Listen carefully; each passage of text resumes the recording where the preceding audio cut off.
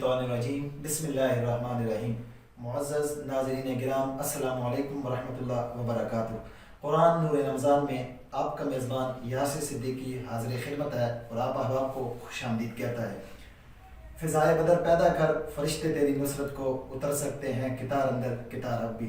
कल तारीख़ आलम का वो दिन गुज़रा है हमारी ज़िंदगी में से कि जो आलम इस्लाम के लिए बड़ा अजीम शान दिन कहलाता है, जिसको यौमुल फुरक़ान यानी यौम बदर के नाम से याद किया जाता है। ये वो दिन है कि जिस दिन आलम इस्लाम की पहली जंग ग़ज़वा बदर, जंग बदर मुसलमानों और कुफ़ार के दरमियान लड़ी गई, जिसमें मुसलमानों की तादाद देखने में कम थी और कुफ़ार की तादाद देखने में ज़्यादा थी। लेकिन रब्बे कायनात ने इनके दरमियान मुकाबला कैसा करवाया और मुकाबले का नतीजा क्या हुआ, इस पर इंशाअल्लाह हम मज़ीद गुफ्तगू करेंगे। मेरे साथ मौजूद हैं हमारे आज के पैनल में, कुरान नूर रमज़ान के पैनल में हमारे साथ जो मेहमान शख्सियात मौजूद हैं, उनमें से एक हज़रत बड़े ही मोहब्बत करने वाली शख्सियत टेक्सला से तशरीफ़ लाए हैं, मेरी मुराद अल्लामा ताहिर कुरैशी साहिब, और दूसरी मेहमान शख्सियत जो हमारे साथ मौजूद हैं वो अल्लामा आसिफ महरवी साहब हमारे साथ मौजूद हैं। मैं सबसे पहले अल्लामा आसिफ महरवी साहब की खिदमत में अर्ज़ करना चाहूँगा कि हज़रत नात शरीफ इरशाद फरमाएं। इश्क़ अहमद को अदा करना ज़रूरी है। सुनो लोगो मोहम्मद से वफ़ा करना ज़रूरी है। अली का लाल कहता था लौटा के घर का घर सारा। अली का लाल कहता था लौटा के घर का घर सारा। सखी इब्ने सखी हूँ मैं, सखा करना ज़रूरी है। नबी हाकिम है वो हाकिम के उस हाकिम की चौखट पर। नबी हाकिम है वो हाकिम के उस हाकिम की चौखट पर। लिए कासा गदा बन के सदा करना ज़रूरी है। सुनो लोगो मोहम्मद से वफ़ा करना ज़रूरी है। नमाज़ इश्क़ अहमद को अदा करना ज़रूरी है। माशाअल्लाह, बड़े खूबसूरत अंदाज में अल्लामा आसिफ महरवी साहब बात कर रहे थे। सुनो लोगो मोहम्मद से वफ़ा करना ज़रूरी है। इन्हीं की बात अल्लामा इकबाल रहमतुल्लाह अलैह ने भी की थी कि मोहम्मद से वफ़ा तूने तो हम तेरे हैं, ये जहाँ चीज़ है क्या लोह कलम तेरे हैं। समीन ज़िक्र अल्लामा साहब की नात से कबल मैं गुफ्तगू कर रहा था ग़ज़वा बदर के मौजू पर। अब इंशाअल्लाह इस पर मज़ीद तफसीलात वज़ाहत के लिए मैं अल्लामा साहब की खिदमत में हाज़िर होना चाहता हूँ। और अल्लामा साहब की खिदमत में सबसे पहला सवाल जो रखना चाह रहा हूँ वो ये है कि हम ग़ज़वा बदर के बारे में जानें कि ग़ज़वा बदर हुआ कब है, और फिर ग़ज़वा बदर में मुसलमान और कुफ़ार के दरमियान जंग हुई, बिलाशुबा हुई, लेकिन मुसलमानों की तादाद कितनी थी, क्योंकि इसमें भी इख्तिलाफ पाया जाता है, और फिर कुफ़ार की तादाद कितनी थी। इरशाद फरमाइए।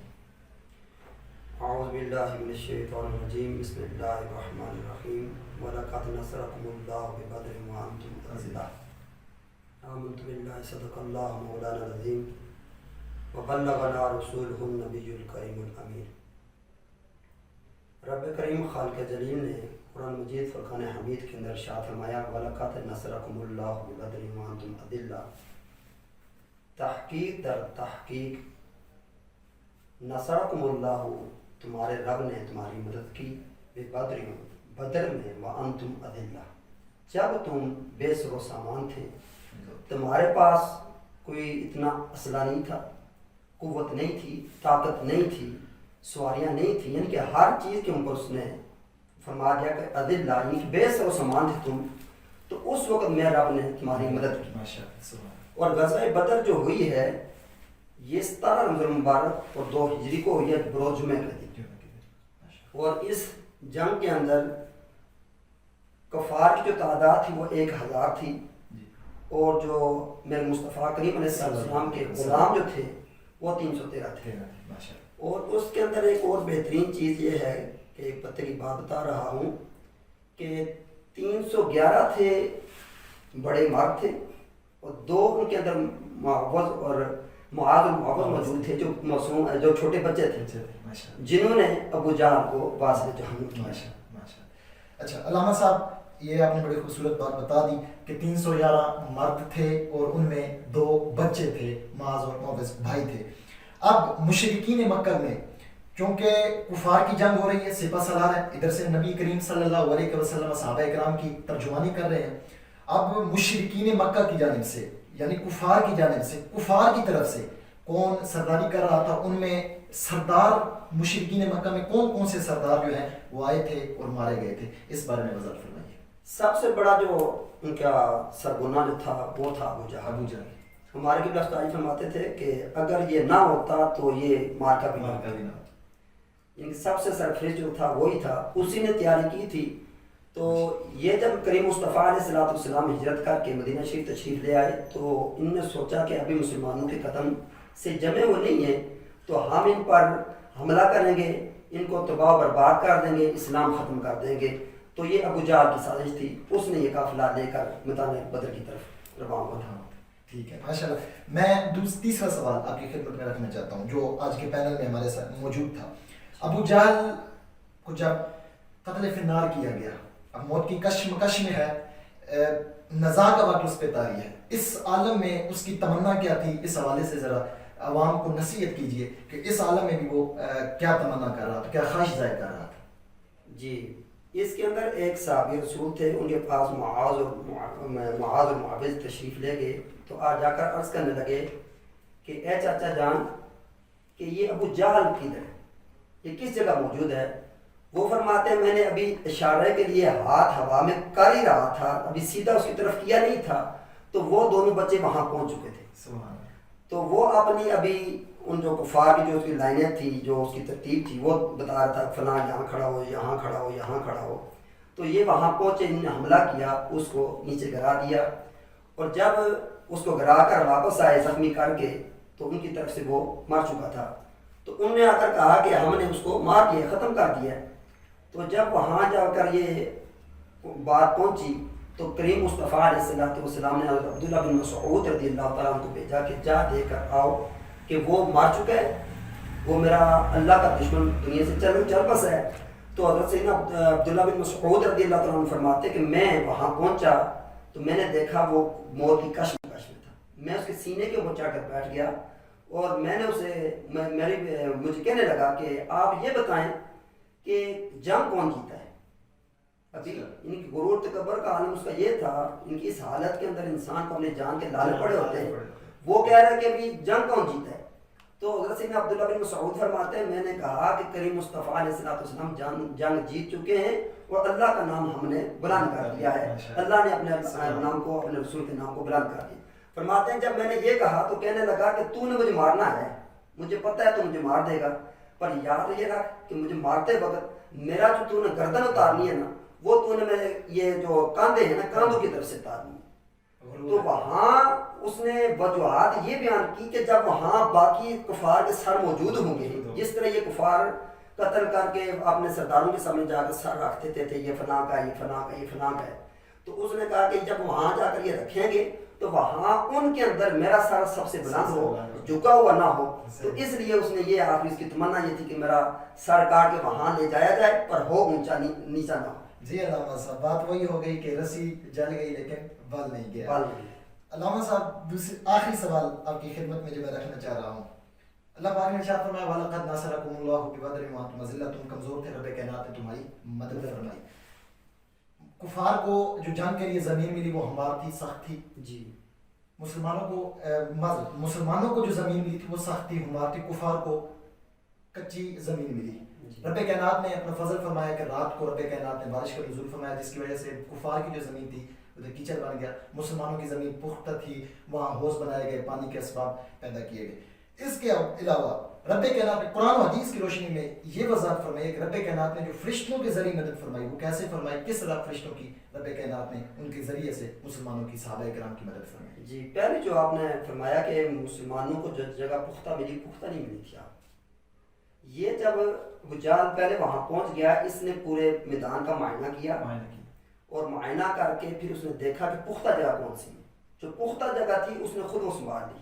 جو کنویں تھے پانی والے ان کو بھی اس نے سنبھال لی، یعنی کہ جو ضرورت کی چیزیں تھیں وہ اس نے سنبھال لی. اب پیچھے جگہ جو رہ چکی تھی وہ ریت والی جگہ رہ چکی تھی. جب صحابہ کرام وہاں پہنچے تو وہاں پاؤں رکھتے تھے اور پاؤں پھسل جاتے تھے. رات کو بارش ہوئی، اس بارش کی وجہ سے اس طرف کیچڑ ہو گیا جو پختہ جگہ تھی.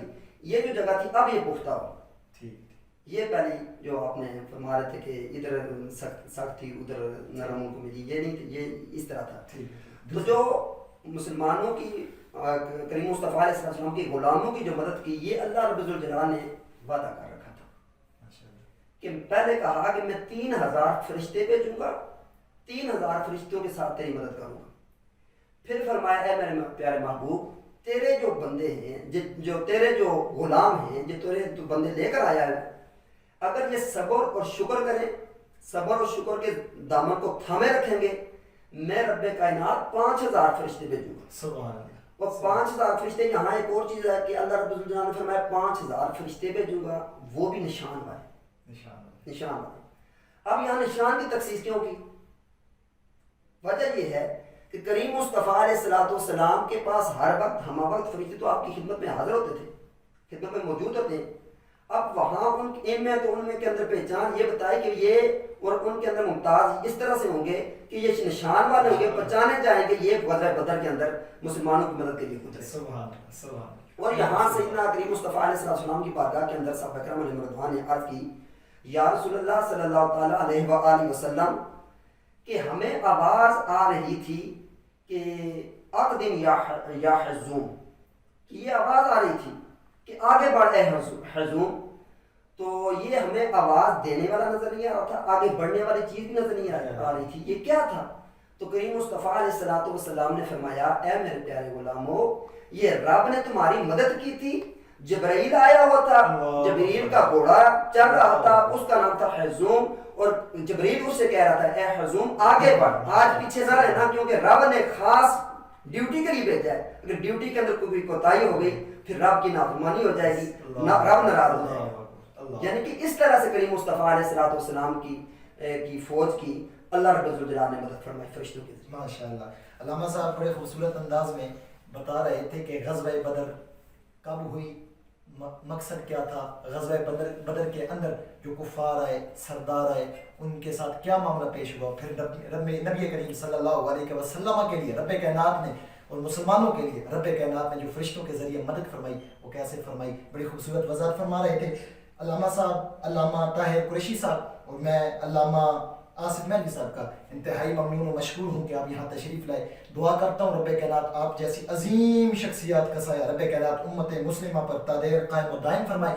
اسی کے ساتھ ہمارے آج کا قرآن نور رمضان کا پروگرام اختتام پذیر ہوا چاہتا ہے. اسی کے ساتھ اجازت دیجیے اپنے میزبان یاسر صدیقی کو. اللہ حافظ.